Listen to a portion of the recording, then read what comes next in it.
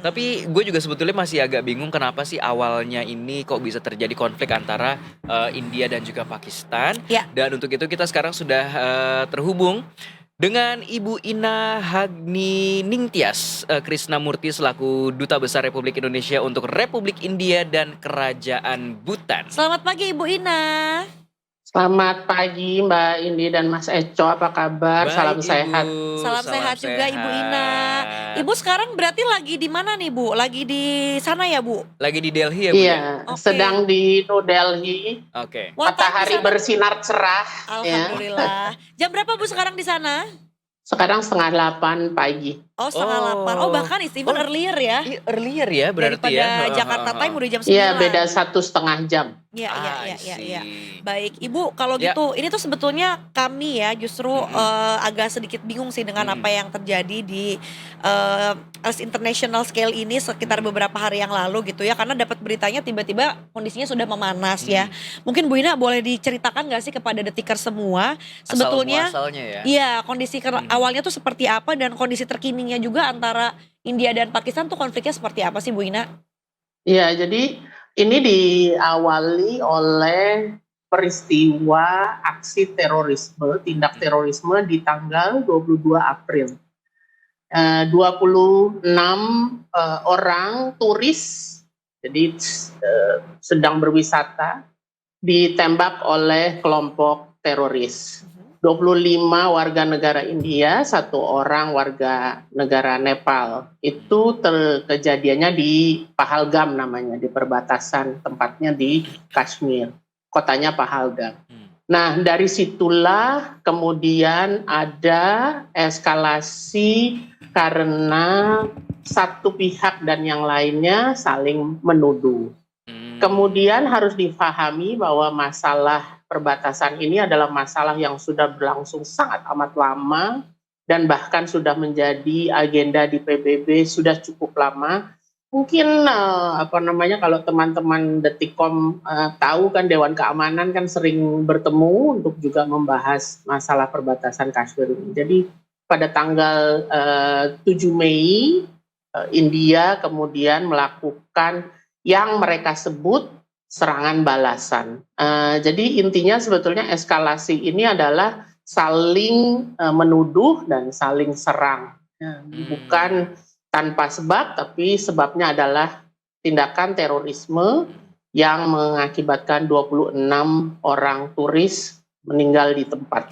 Dan sebetulnya pemerintah Indonesia sudah menyampaikan posisi keras ya, tegas bahwa kita mengutuk segala tindak terorisme dan mengharapkan bahwa pelakunya diadili semaksimal mungkin. Oke, jadi sebetulnya ini adalah ketegangan yang sudah berlangsung lama gitu ya. Tapi kemarin tuh dengan adanya kasus terorisme atau penembakan terhadap turis ini tuh jadi kayak ke-trigger aja gitu ya Bu Ina ya. Betul. Ya. Jadi turning point-nya gitu. Nah, so far kalau di India sendiri kayak gimana nih Bu Ina kondisi WNI kita ya? Karena kemarin juga katanya sudah ada himbauan terutama untuk WNI kita yang ada di India gitu ya. Himbauan apa saja nih yang diberikan kepada para WNI yang berada di wilayah tersebut, Bu? Jadi sebagai gambaran saat ini WNI berjumlah yang tinggal 993. Sekitar 140 itu mahasiswa pelajar dan sisanya adalah WNI yang bekerja, pekerja migran, dan sisanya adalah WNI yang menikah dengan orang setempat, warga negara setempat. Jadi saat ini kami memantau melalui sosial media, terutama WhatsApp group. Kami membuat klaster-klaster baik untuk pekerja migran, untuk ibu rumah tangga, untuk pelajar. Kami membuat klaster-klaster dalam WhatsApp group sehingga kita tahu dengan pasti sebetulnya mereka kondisi dokumen perjalanannya seperti apa. Karena di sini sangat amat tegas dalam visa. Misalnya visa kerja, visa belajar dan sebagainya. Jadi yang kita lakukan adalah memantau kondisi warga. Sementara di perbatasan sendiri di Jammu dan Kashmir itu ada 14 orang dan hampir semuanya adalah ibu-ibu rumah tangga. Jadi memiliki anak dan suami warga setempat. Jadi para ibu ini sampai saat ini, pagi ini kami juga masih memantau kondisinya masih mereka masih aman dan merasa masih nyaman berada bersama keluarga Indianya, sehingga kami juga tidak bisa melakukan intervensi terhadap kenyamanan itu ya sampai mereka meminta bantuan dari KBRI. Oke, karena Oke. mungkin dari merekanya juga merasa tidak terganggu gitu ya, Ya, maksudnya masih merasa aman untuk stay di sana. betul betul. Jadi kalau misalnya mereka baru merasa membutuhkan bantuan, disitulah gitu ya, mungkin Bu Ina akan hadir gitu nanti kan ya dari Ya, Kedutaan Besar Republik Indonesia untuk memberikan uluran tangan ya. kalau boleh Mbak Indi Mhm. dan Mas Eco, yang Ya. paling penting tuh dua hal. Yang untuk bertempat tinggal, mereka melakukan lapor diri, itu Ya. ada di websitenya Peduli WNI. Sementara yang berwisata, berdinas, bisnis dan sebagainya, kunjungan singkat, itu ada aplikasi Safe Travel yang bisa diunduh di HP masing-masing. Oke, Oke. sudah go digital semuanya ya. Ada ini nggak Bu, Heeh. apa hotline untuk para WNI yang butuh bantuan gitu di sana misalnya? Jadi hotline-nya KBRI New Delhi adalah +91 766 96 03 kali 82. Mhm. Hotline KJRI adalah 918 1081 76 781. Oke. Oke. Ibu mungkin boleh diulang sekali lagi Bu, ini sekalian kita record juga ya untuk hotline-nya, silakan untuk para WNI ini mungkin bisa dicatat Ya. sekali lagi ya, disampaikan langsung oleh Iya. Bu Ina. KBRI New Delhi hotline number +91 766 96 03 kali 82. Oke. Hotline KJRI di Mumbai Mhm. +91 81 081 76 781. Oke, baik, itulah dia ya. Jadi Detikes mungkin bisa dicatat, nanti juga mungkin akan ada tayangan ulangnya, bisa disaksikan ya obrolan ini. Bu, tapi untuk prediksi ke depannya nih Bu, kurang Ya. lebih gitu ya, apakah mungkin ada kekhawatiran nantinya akan semakin memanas lagi antara ketegangan India dan Pakistan yang terjadi, dan ini katanya ada possibility untuk bisa memicu konflik nuklir nih Bu, karena dua-duanya punya ratusan hulu ledak nuklir gitu. So far ada indikasi bisa ke sana nggak sih, atau sebetulnya mungkin masih jauh atau enggak deh gitu Bu? Yang pertama tentunya saya menyampaikan bahwa kita ini kan pihak luar ya, Mbak Indi dan Mas Eco. Jadi kita juga tidak tahu bagaimana rencana yang mereka akan lakukan. Namun mungkin kita secara logis bisa melihat bahwa keduanya membutuhkan pembangunan ekonomi yang stabil, dan stabil itu butuh keamanan dan kenyamanan warga, baik yang pendatang maupun warga mereka sendiri. Jadi harapan kita akan ada deeskalasi yang pada titik tertentu dapat menciptakan pembangunan ekonomi yang baik di kedua negara. Yang kedua adalah bahwa masyarakat India tentunya sangat percaya akan pemerintahnya. Negara ini adalah negara demokrasi terbesar di dunia, tetapi secara politis saat ini yang terjadi adalah meskipun ada 2.000 lebih partai politik, namun seluruh partai politik mendukung langkah-langkah yang dilakukan oleh pemerintah. Jadi instabilitas domestik di India tidak terjadi. Oleh karena itu harapan kami bahwa destabilisasi deeskalasi dapat tercipta di jangka waktu terdekat, karena memang masyarakat juga sangat membutuhkannya, demikian. Oke. Ini dampak, kalau kita ngomongin dampak gitu ya Bu Ina ya, apa yang paling dirasakan dari kedua belah negara saat ini nih Bu? Kabarnya nih warga sipil di India katanya sudah mulai melakukan latihan pertahanan, itu benar nggak sih? Jadi kalau di sini mungkin sebagaimana juga kita kan Presiden Prabowo juga mengatakan bahwa kita juga memiliki suatu sistem pertahanan keamanan yang merata ya.